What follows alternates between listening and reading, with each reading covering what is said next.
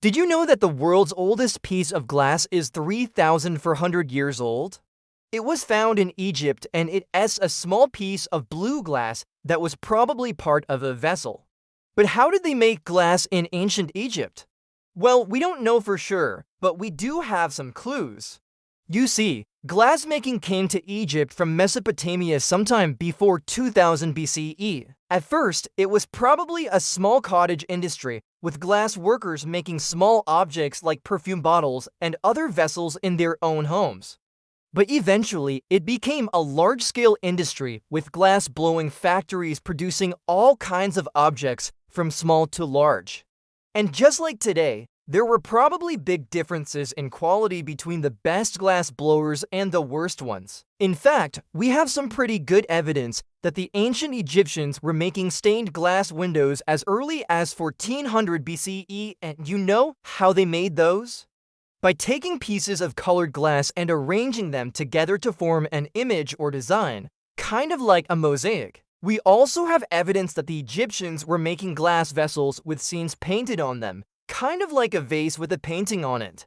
And just like today, these paintings would have been done by skilled artists who knew how to capture the perfect moment in time. But how did they paint on glass? Well, we don't know for sure, but it was probably done by blowing the glass while it was still hot and then painting on the design while it was cooling.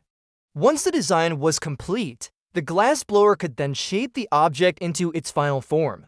But what if you wanted your glass to be extra shiny? Well, the ancient Egyptians had a trick for that too.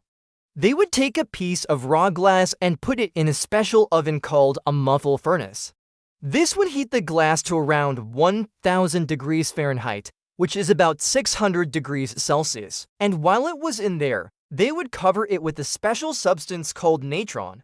This is a natural salt that is found in Egypt, and it reacts with the glass to make it more shiny. But perhaps the most impressive thing about ancient Egyptian glass is that they were able to make it in a variety of colors. They were able to do this by adding different metallic oxides to the glass during the manufacturing process. For example, cobalt oxide would produce a blue color, while copper oxide would produce a red color. Sadly, most of the colored glass that was made in ancient Egypt has faded over time, but we do have a few examples that have survived intact. It's not much to look at from the outside, but when you look inside, you can see that it has this beautiful blue color that is still vibrant after all these years.